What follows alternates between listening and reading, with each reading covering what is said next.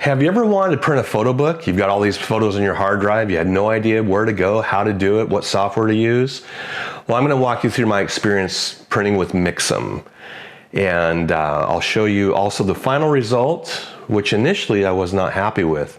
And I'll share with you why that is. But first, let's look at my unboxing when I first got the book, and then I'll walk you through how their software works and also some of the challenges I had, and then also just share with you my final thoughts on it as well. All right, here we go. All right, so I created my first, I guess you say my first photo book. I've done some like photo albums, like of trips. I've never done an actual book. I had 40 of these delivered, and I've never seen it printed. I use a company called Mixam. Oh my God. Wow. Oh, it's beautiful. Oh, look at the photo right here. It's amazing how that happens. Wow, this is so good so far. So it's a 140-page book, and it's a book of my photography from traveling for the past, I guess, 10 years in Africa and Tanzania. And you know, it's about, I guess, about 70 photos. You know, you can not take a good photo every time you go, but you hope to. And this is it right here. I'm just going to try to flip through it real quick.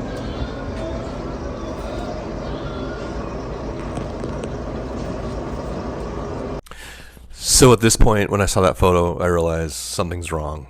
It wasn't, the contrast was terrible. There was no dark, blacks in there.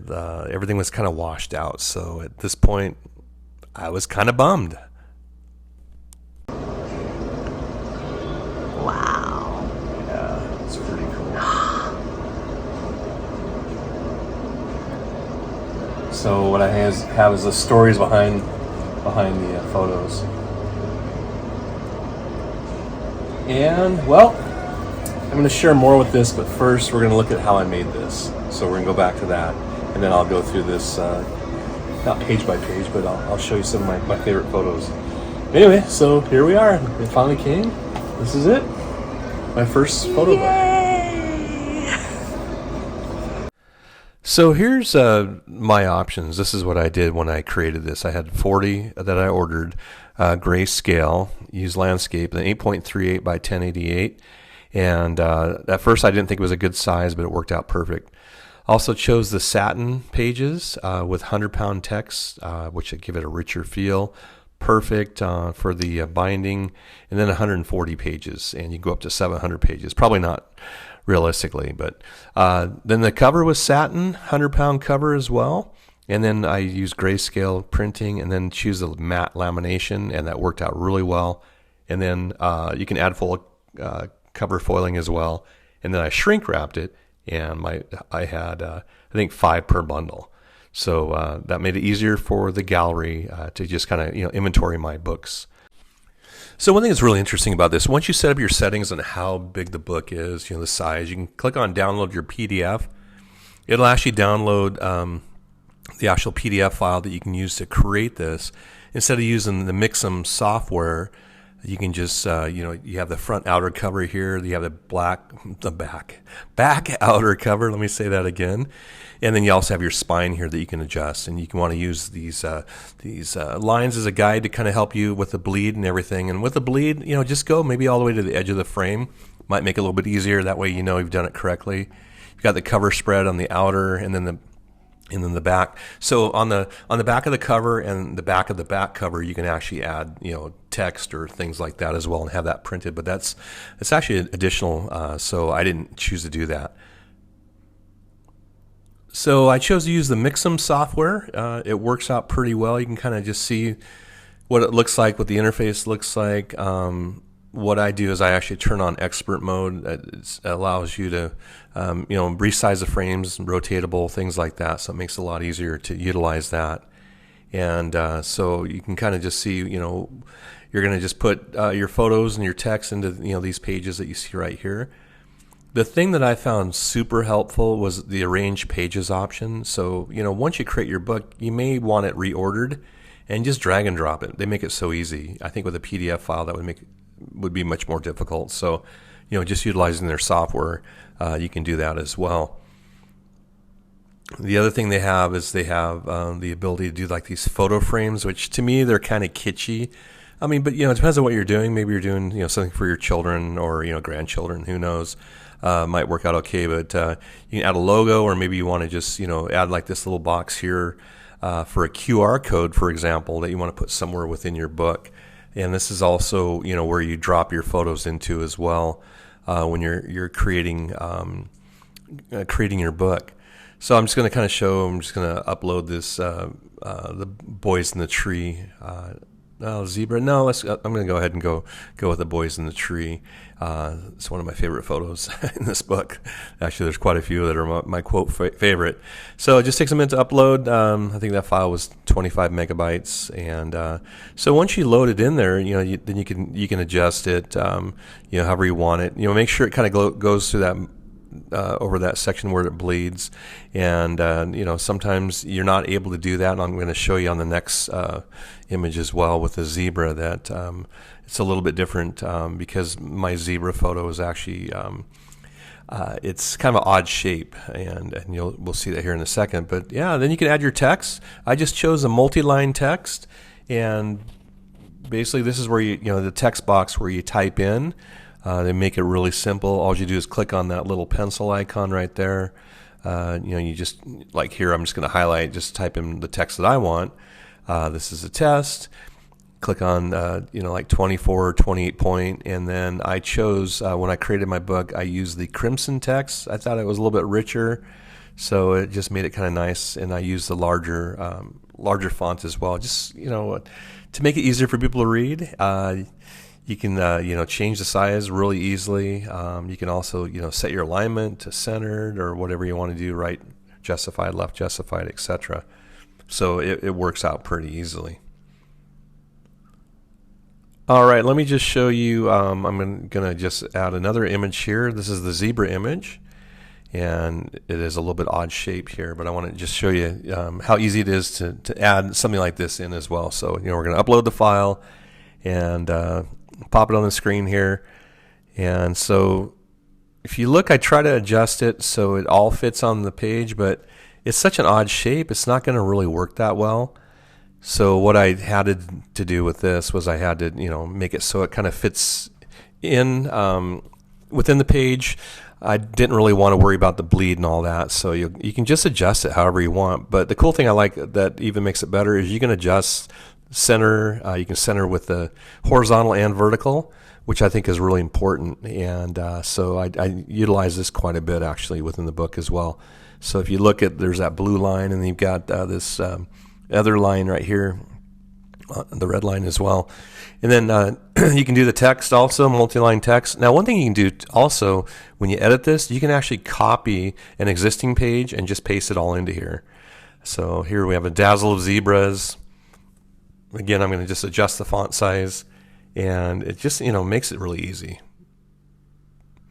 So, yeah, I mean, you just go through, page by page creating this, and, yeah, before you know it, you'll be done. Well, it's not that easy, actually.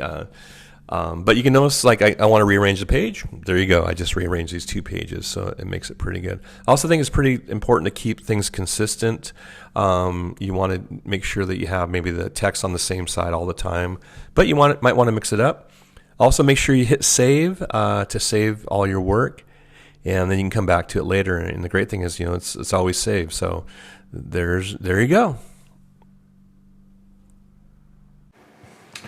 So I want to share with you, why I wasn't happy originally with this book. And a lot of it is because the colors just weren't, they were kind of washed out. There's some good blacks in here, but for example, this just isn't very, very good. These are all kind of gray. They're not what I had hoped for and expected. Look how washed out this is right here. You can't even really see the details, even this one right here.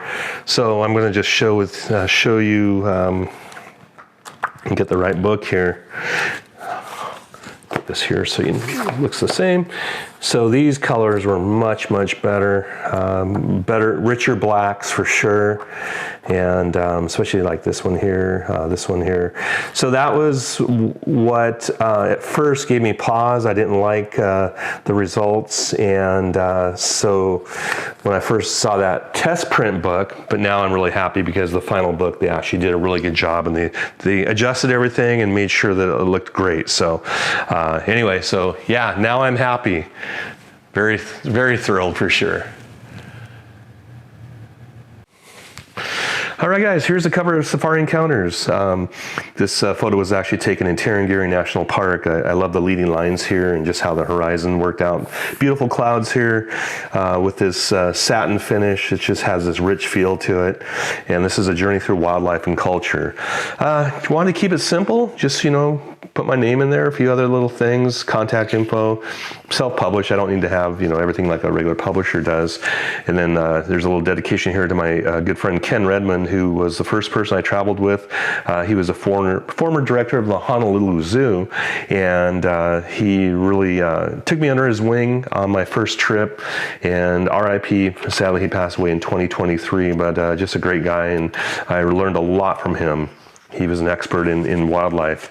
So just kind of some of the shots here, you can see I try to gather my best photos throughout the years, but a lot of cultural things here, not only animals, people like animals of course, which are really important, the migration here in the central Serengeti.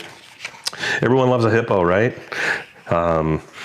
And then one of my favorite photos of Maasai jumping, and this is actually one of the photos I sell a lot of on stock images, on Adobe Stock, so definitely had to add it in there, but it just is really kind of fun to kind of see how their faces are all lit up and how they are just so competitive whenever they're jumping.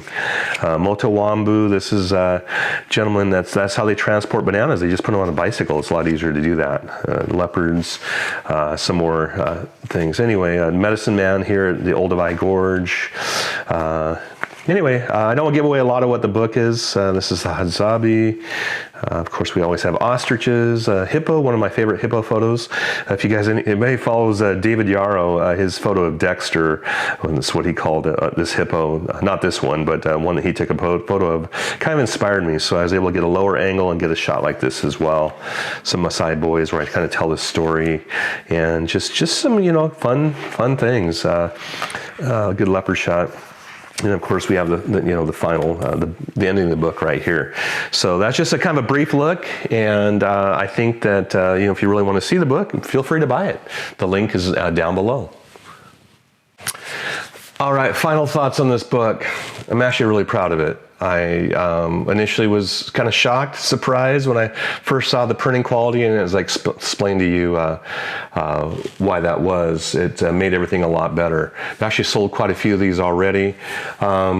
This is kind of like a little legacy for me. For me, this is 10 years worth of work traveling in Africa, and so I really want to do this not only for my kids, my grandchildren to have something as well, but to share it with the rest of the world.